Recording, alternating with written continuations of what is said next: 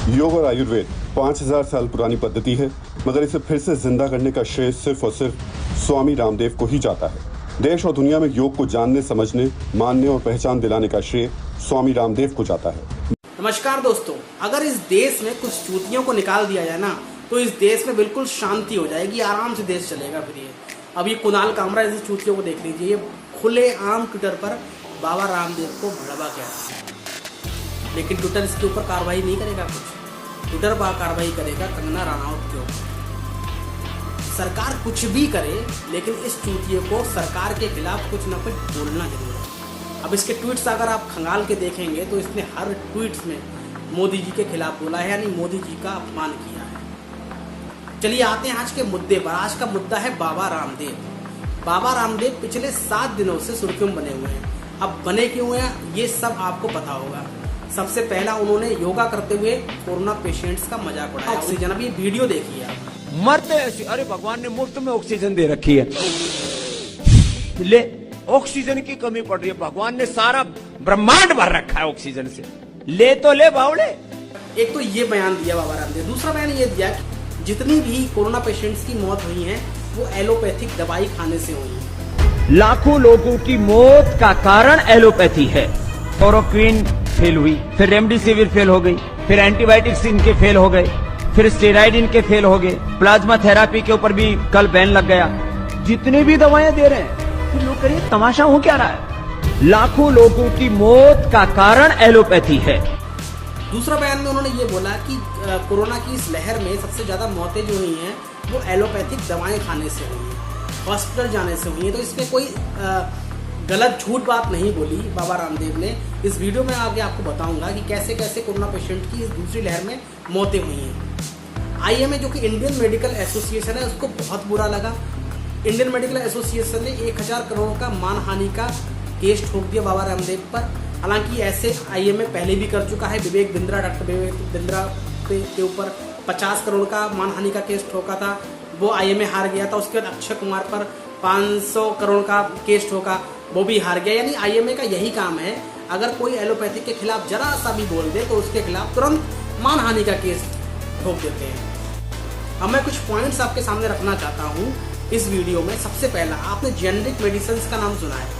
जब भी कोई दवा बनती है उसकी जेनरिक मेडिसिन होती है, उसके बाद उस मेडिसिन को बाजार में लाया जाता है, तरह तरह के ब्रांड्स को दिया जाता है और वो ब्रांड्स अपना थप्पा लगा के उस मेडिसिन को बेचती हैं।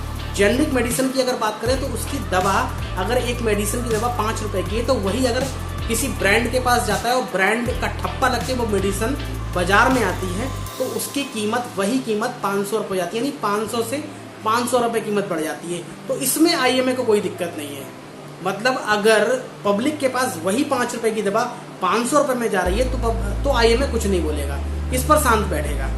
एक बाबा व्यापारी कैसे हो सकता है भाई? पतंजलि के इतने स्टोर पूरे देश में खुले हुए हैं और इतने देश के लोगों को फायदा बाबा रामदेव पहुंचा रहे हैं, चाहे वो योग के जरिए हो, चाहे वो आयुर्वेदिक दवाओं के जरिए हो। लेकिन प्रॉब्लम इन लोगों को ये है कि एक बाबा व्यापार कैसे कर सकता है, इतने करोड़ों, लाखों करोड़ों का टर्नओवर कैसे निकल सकता है। प्रॉब्लम इससे है इन लोगों को। एलोपैथिक दवाएं तो बिक रही हैं, आज भी बिकेंगी और आगे भी बिकेंगी।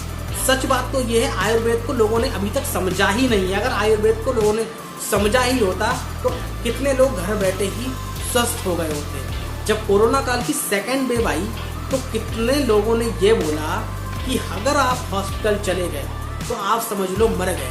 ये डर कैसे आया लोगों में, पता है कैसे आया? ऐसे ही नहीं बोला लोगों ने, क्योंकि जो भी हॉस्पिटल में कोरोना पेशेंट जा रहा था वो मर के ही आ रहा था। अब कई लोगों का कहना है कि बेड नहीं मिले, अस्पतालों के बाहर लोग मर गए। वो तो प्रॉब्लम है कि चलो बेड नहीं मिले, वो हॉस्पिटल की जिम्मेदारी नहीं, क्योंकि इतने सारे एकदम से केस आए कि हॉस्पिटल के बेड ही भर गए। लेकिन भाई उन पेशेंट की भी मौत हुई है जिनको प्रॉपर बेड हॉस्पिटल में मिल गया है।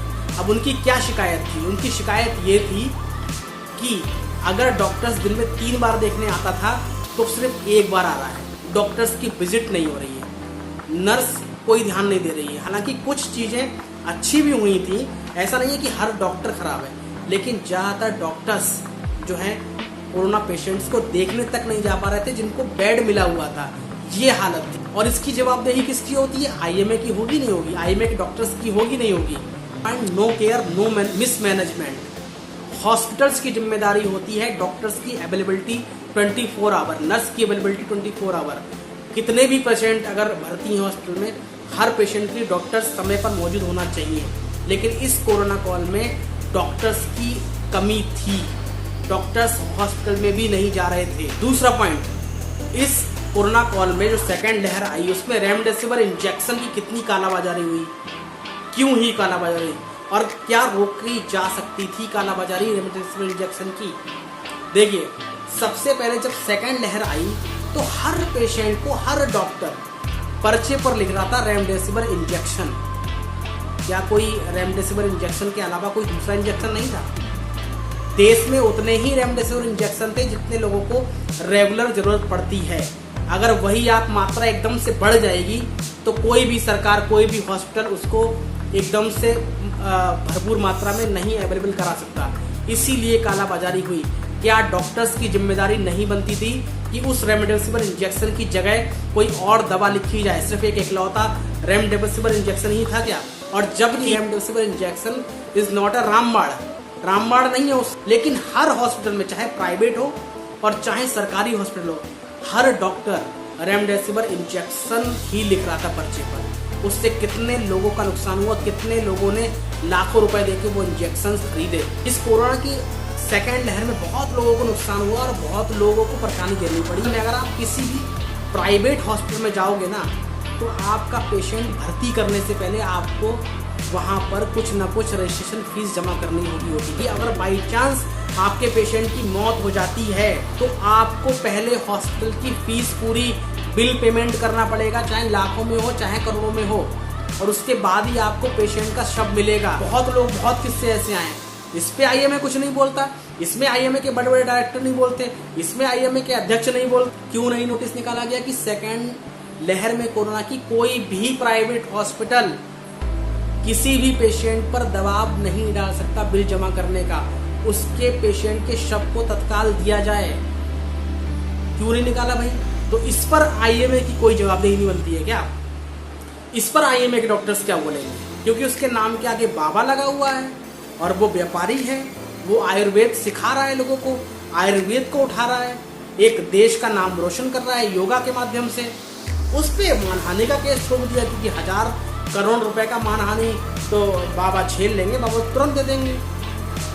अब बाबा रामदेव के खिलाफ कई लोग हो जाते हैं, कई लोग निगेटिव अभी भी फैला रहे हैं कि बाबा रामदेव तुमने ऐसे बोल दिया, बाबा रामदेव ने, लेकिन पॉजिटिव कोई कुछ नहीं बताएगा। अब बाबा रामदेव ने नेपाल में भूकंप आया था तो कितने अनाथ बच्चों को अपनी गुरुकुल में रखा हुआ था, उनका पूरा खाने की व्यवस्था, रहने की व्यवस्था, पढ़ाई की व्यवस्था की थी। अभी उत्तराखंड में त्रासदी आई थी, उसमें भी लाखों अनाथ बच्चों को अपने आश्रम में रखा था, पढ़ाई का सारा खर्चा किया था। ये आपको कोई नहीं बताएगा। पतंजलि के कितने स्टोर खुल रहे हैं, कितने स्टोर हैं, उनमें कितने लोगों को जॉब मिलती है। पतंजलि के उत्तराखंड में फैक्ट्रीज हैं जहाँ पर पतंजलि के प्रोडक्ट बनते हैं। 5 लाख लोगों को रोजगार दिया है अब तक बाबा रामदेव ने। ये पॉजिटिव आपको कोई न्यूज़ नहीं दिखाएगा, लेकिन सिर्फ बाबा रामदेव ने वो बयान दिया जिस पर उन्होंने खुद माफ़ी भी मांग ली है, कई बार माफ़ी मांग चुके हैं उस पर, लेकिन नहीं, जो लेफ्टिस्ट मीडिया है उसको तो सिर्फ बाबा रामदेव को घेरना है और बाबा रामदेव के साथ साथ मोदी सरकार को घेरना है। बस इनका यही काम बचा है। अगर आप पॉजिटिव साइड नहीं दिखा रहे तो काहे की पत्रकारिता भाई? जब आप सिर्फ एक ही साइड दिखा रहे हो उस बंदे का, सिर्फ वही दिखा रहे हो जो आपके एजेंडे में फिट हो रहा है, तो ऐसे लोगों से बच के रहिए, क्योंकि वो सिर्फ आपको एक तरफ की चीज़ दिखाएंगे, दूसरी तरफ। अगर ये वीडियो आपको अच्छा लगा तो इस वीडियो को लाइक करें, शेयर करें और चैनल को सब्सक्राइब करें। Thank you.